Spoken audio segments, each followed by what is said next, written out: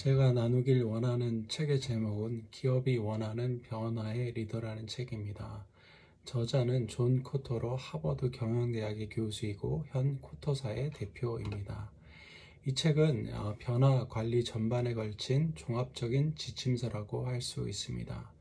저자인 코터 교수는 이 책을 통해 첫 번째는 경영자들이 경영혁신 추진 과정에서 범하기 쉬운 실수들을 정리함으로써 그동안 심혈을 기울여 추진한 경영혁신들이 소기의 목적을 달성하지 못했던 이유를 깨우치는데 큰 도움을 주려 하고 있습니다.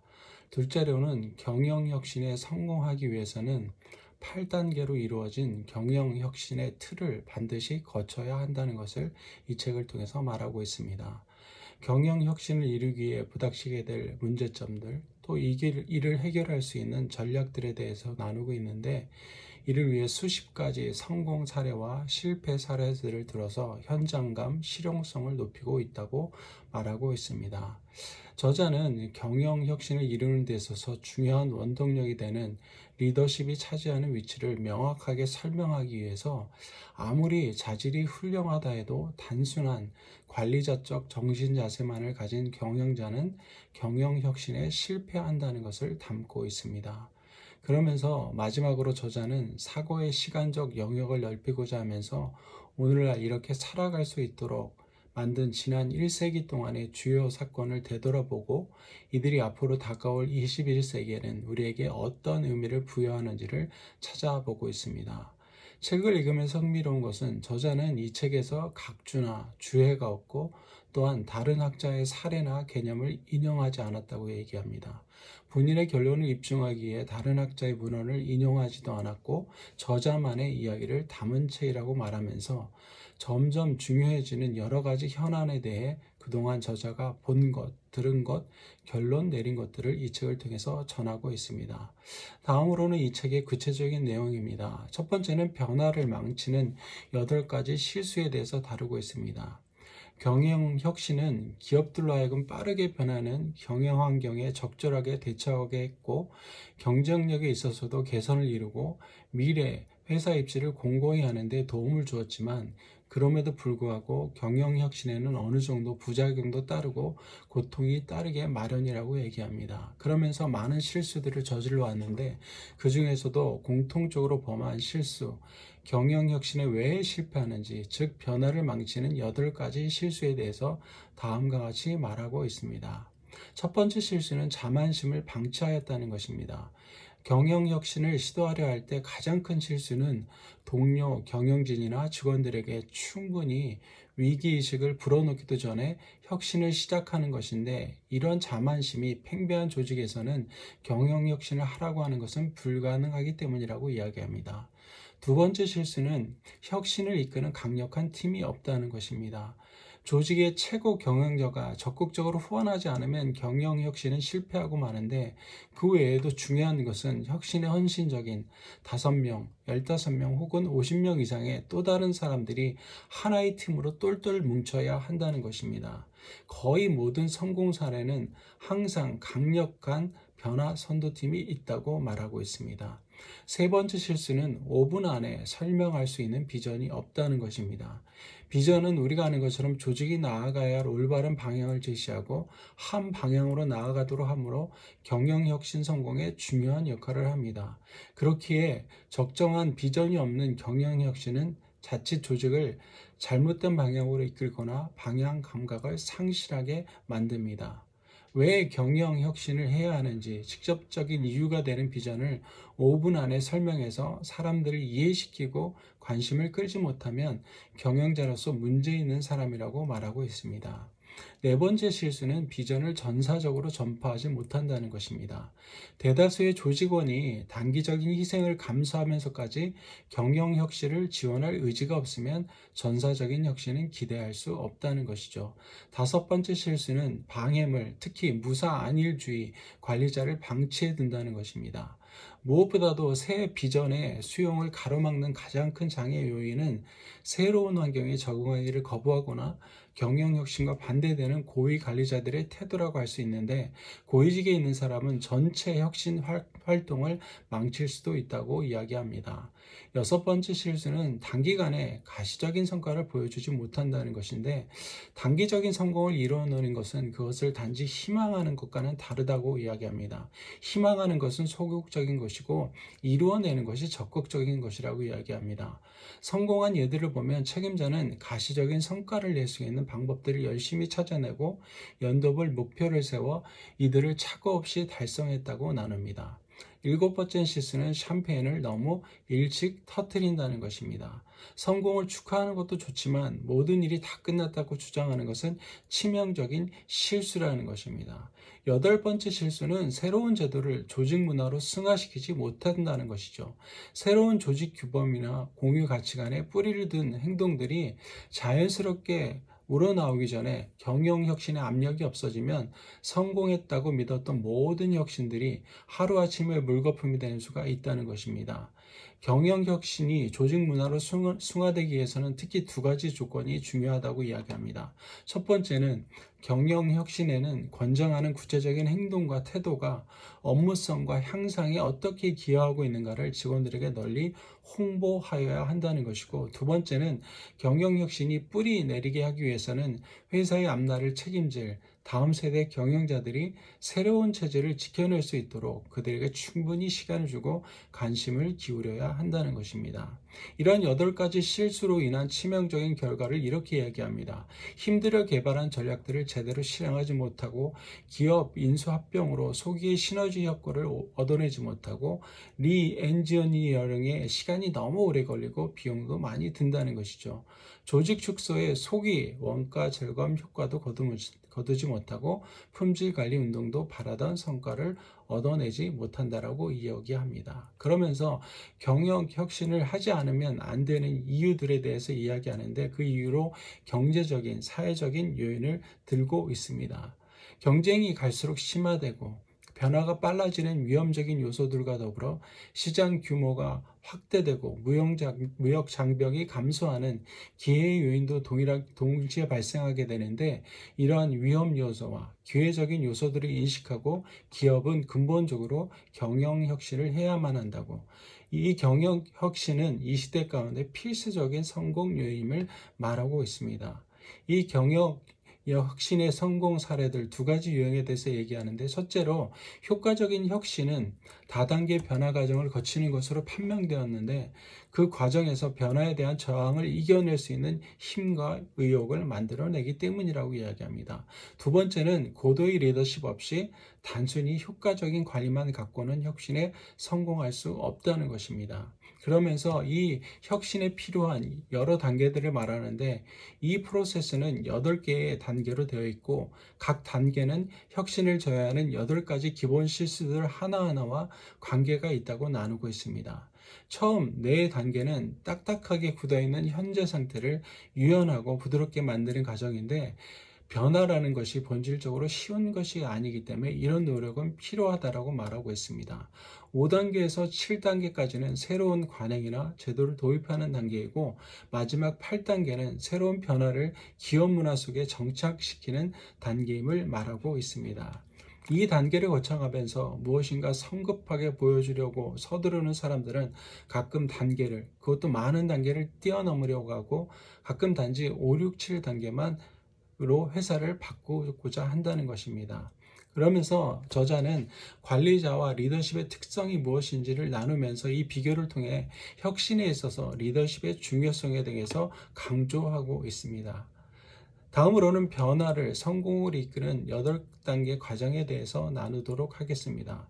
첫 번째 단계는 바로 위기감을 고조시켜라입니다. 자만심에 대해서 말하면서 자만심의 원인 9가지, 그리고 그 위기감을 제고시키는 9가지 방법에 대해서 구체적으로 나누고 있습니다. 두 번째 단계는 변화 선도팀을 구성하라는 것입니다. 오늘날의 경영 환경에서의 의사결정의 특성에 대해서 나누면서 어느 한 개인이 많은 중요한 의사결정을 위해 필요한 모든 정보를 확보할 수도 없고 또 결정된 사항을 모두 집행할 수 있는 신뢰성을 가지고 있지 않기에 새로운 방법이 필요하다고 이야기합니다. 하나의 조화된 팀으로 활동할 수 있는 변화 선도팀의 도움을 받아야만 한다라고 말하고 있습니다. 이 경영의 혁신을 이끌어갈 팀을 구성하기 위해서는 자격이 갖추어진 사람을 찾아내야 한다고 말하면서 성공적인 지도부를 만드는데 필수적인 특성 4가지. 첫 번째로 힘이 있는 자리, 즉 요직에 있는 사람들의 참여가 필요하고 그 다음으로 전문성, 진실성, 리더십을 들면서 마지막 항목인 이 리더십이 특히 중요하다라고 강조하고 있습니다. 또한 이 변화 선도팀을 구성할 때 피해야 될 2가지 유형으로는 고집이 센 사람, 또한 소위 뱀 같은 사람을 피해야 한다고 알려주고 있습니다. 세 번째 단계는 비전을 새롭게 정립하라는 것입니다. 왜 비전이 반드시 필요한가?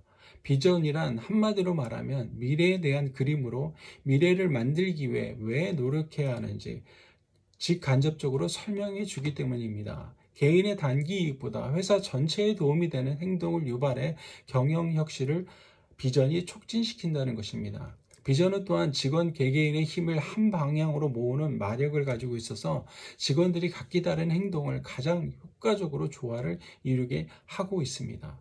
그러면서 저자는 효과적인 비전이란 무엇인지를 말하면서 상상할 수 있는 것, 모두가 원하는 것, 실행할 수 있어야 하는 것, 구체적인 것, 융통성, 쉽게 전파될 수 있어야 한다라고 비전이 무엇인지를 말하고 있습니다.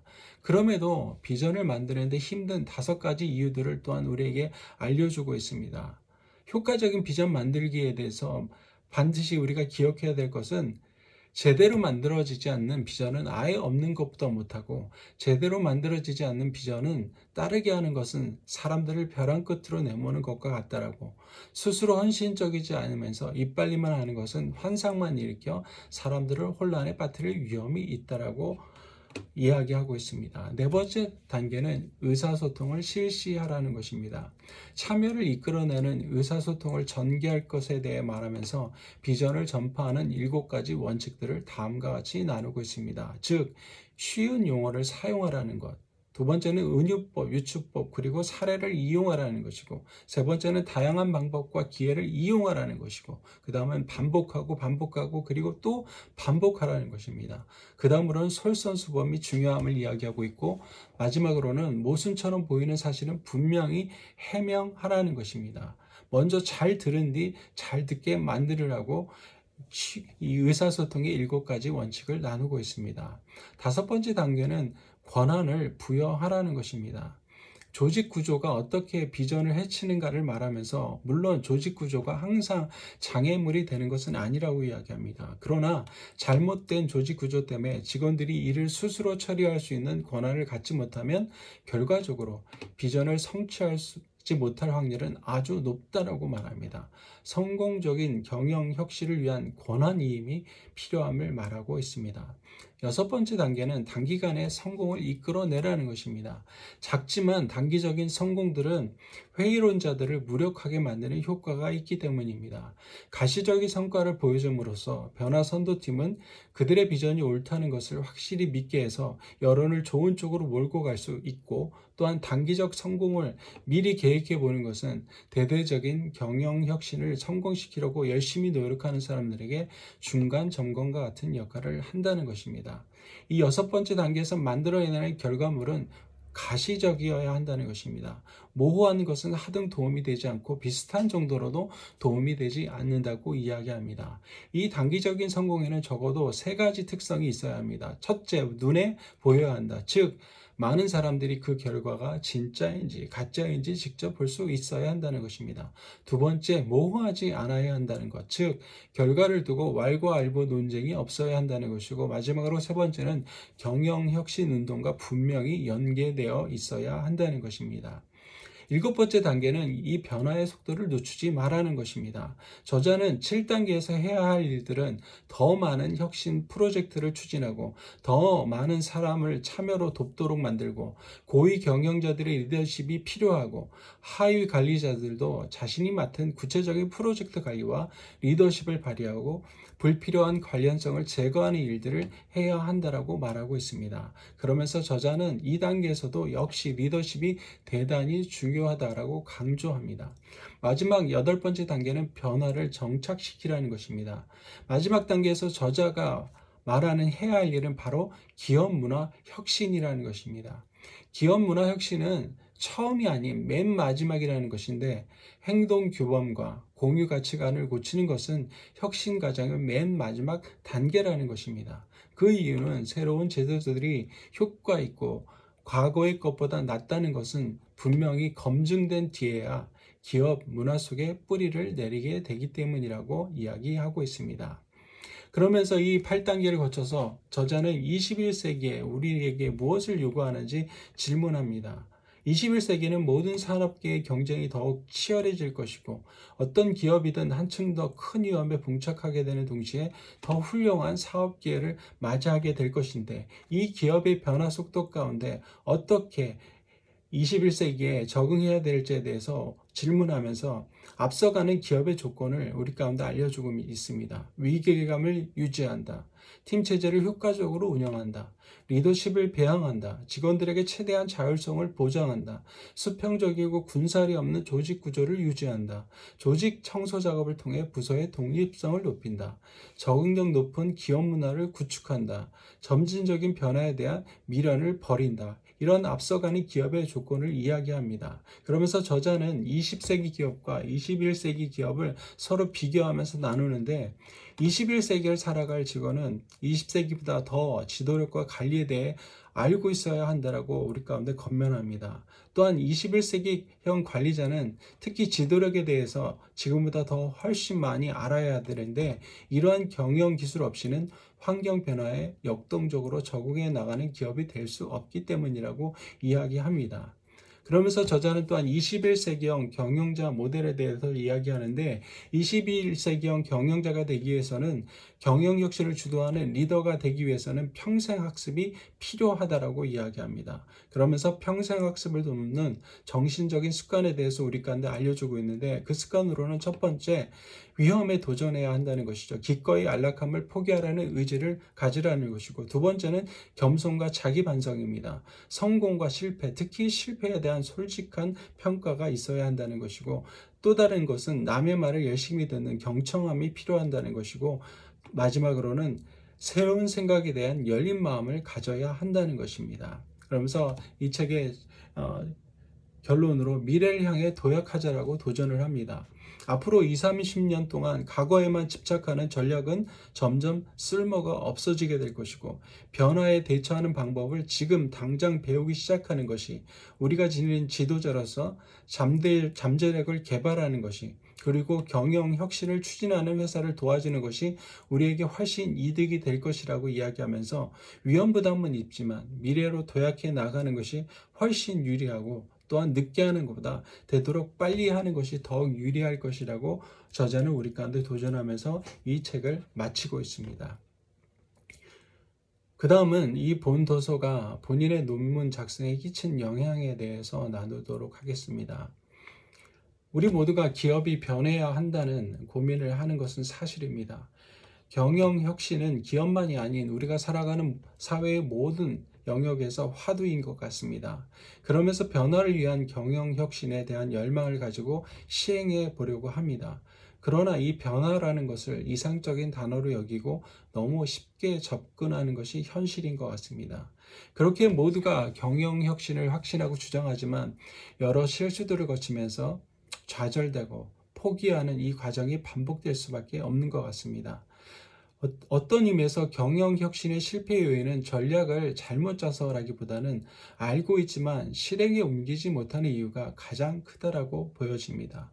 또한 저자가 말하는 것은 경영혁신은 단기간에 이루어지지 않는다는 것입니다. 오랜 시간이 걸릴 수밖에 없다는 것이죠.